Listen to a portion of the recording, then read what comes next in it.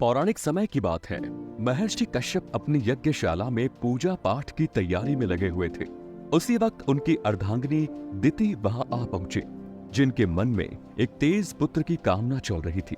वो उनके निकट आ गई और के लिए आग्रह किया, पर महर्षि जो सर्वज्ञानी और प्रकांड विद्वान थे, उन्होंने अपनी पत्नी से कहा, यह वक्त के लिए बिल्कुल उचित नहीं है, अतः आप अभी यहां से चली जाइए। पर दिति ने उनकी बात नहीं मानी और अपनी जिद पर टिकी रही। ऐसे में अपनी पत्नी के प्रेम और जिद में वो विवश हो गए और उन्होंने अपनी पत्नी की बात मान ली। कुछ देर बाद दिति ने उनसे अपने इस कृत्य के लिए क्षमा भी मांगी, पर महर्षि ने कहा, हे देवी, मैंने तुम्हें इस समय अपने से दूर होने के लिए कहा था, पर तुमने मेरी एक न सुनी। तुम्हारा ये अपराध अक्षम्य है। काम के आवेश में होने के कारण तुम्हारा चित्त अशुद्ध हो गया था, जबकि मैंने तुम्हें कई बार समझाने की कोशिश की। तुमने समय का ध्यान नहीं रखा और मेरी आज्ञा की अवहेलना और निरादर किया। तुमने रुद्र गणों का तिरस्कार किया है। अब इसका परिणाम बहुत ही बुरा होगा। ये बात ध्यान रखना कि जिस वक्त हमने संबंध बनाया है वो बिल्कुल सही नहीं था। इसलिए अब तुम्हारे गर्भ से जो पुत्र दो जन्म लेंगे वो बहुत ही तामसिक और क्रूर स्वभाव के होंगे। उनमें आसुरी प्रवृत्ति का वास होगा। यही नहीं, उनका अंत करने के लिए स्वयं भगवान को अवतार लेना पड़ेगा। अपने पति के तेज को दिति ने 100 वर्षों तक धारण किया। 100 वर्ष पूरे होने पर दिति के 2 जुड़वा पुत्र हुए। पहला पुत्र हिरण्याक्ष और दूसरा हिरण्यकशिपु के नाम से प्रसिद्ध हुआ। इनके जन्म लेते ही पृथ्वी, आकाश और स्वर्ग में अनेक प्रकार की अपशकुन घटनाएं घटित होने लगी। सब जगह अमंगल सूचक दृश्य दिखाई देने लगे। जन्म लेते ही दोनों दैत्य पर्वताकार के रूप में हो गए। उन्होंने सर्वत्र उपद्रव और आतंक मचाना शुरू कर दिया। वे तीनों लोकों में आसुरी राज्य स्थापित करने चाहते थे।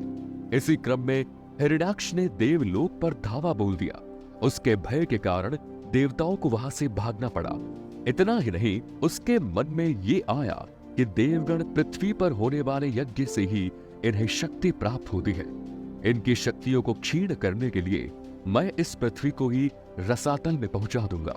ऐसा विचार कर वो पृथ्वी को ही लेकर रसातल में चला गया। वरुण से भगवान के पराक्रम की बात सुनकर वो उनसे युद्ध करने के लिए उन्हें सर्वत्र ढूंढने लगा। हिरण्याक्ष के लगातार बढ़ते अत्याचार और उपद्रव से सभी देवता, महर्षि, ऋषिगण अत्यंत भयभीत और बेहद दुखी हो गए। सभी देवता हताश होकर ब्रह्मा जी के पास पहुंचे और इससे मुक्ति का उपाय पूछने लगे। ब्रह्मा जी ने इस बात को सुना और उसी समय ब्रह्मा जी के संकल्प से स्त्री पुरुष का एक जोड़ा उत्पन्न हुआ, जो मनु शतरूपा के नाम से विख्यात हुआ। ब्रह्मा जी ने उन्हें मैथुनी सृष्टि की आज्ञा दी। मनु ने कहा, प्रभु, आप मेरी भावी मानवीय प्रजा के रहने योग्य स्थान बतलाइए, क्योंकि पृथ्वी तो जल में डूबी हुई है। पृथ्वी को इस संकट से बचाने के लिए तथा हिरण्याक्ष के संहार के लिए ब्रह्मादि देवगणों ने प्रभु का स्मरण किया। देवताओं के इस आराधना के फलस्वरूप अचानक से वहां ब्रह्मा जी प्रकट हुए, जिनकी नासिका से अंगूठे के बराबर एक श्वेत वराह शिशु उत्पन्न हुआ।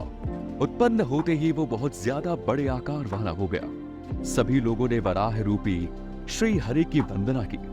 देखते देखते भगवान वराह ने समुद्र में छलांग लगा दी और जल को चीरते हुए रसातल में जा पहुंचे।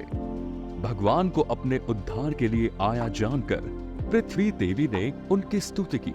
इसके बाद भगवान ने बड़ी भयंकर गर्जना की और अपनी दाढ़ों पर पृथ्वी को रखकर समुद्र से बाहर निकालने लगे। उनकी गर्जना सुनकर हिरण्याक्ष उनसे युद्ध के लिए आ धमका। ये दृश्य देखकर सभी देवताओं में हर्ष की लहर दौड़ गई और वे पुष्प वर्षा के साथ प्रभु की वंदना करने लगे। भगवान वराह पृथ्वी को स्थापित करके अंतर्ध्यान हो गए। इस प्रकार श्वेत वराह कल्प की सृष्टि प्रारंभ हुई। इसलिए हमारे धर्म में शारीरिक संबंध के लिए समय का ध्यान रखने को बोला गया। मित्रों, इसके अलावा ब्रह्म वैवर्त पुराण के अनुसार पूर्णिमा, अमावस्या, तीज त्योहार पर भी शारीरिक संबंध नहीं बनाना चाहिए। साथ ही जिस दिन घर में कोई पूजन हो या किसी ने उपवास रखा हो, उस दिन भी पति पत्नी को एक दूसरे से दूरी बनाकर रखनी चाहिए। अमावस्या पर बुरी शक्तियां हावी होती है, वहीं श्राद्ध और पितृपक्ष के दिन भी पति पत्नी को एक दूसरे से दूर होने की सलाह दी जाती है।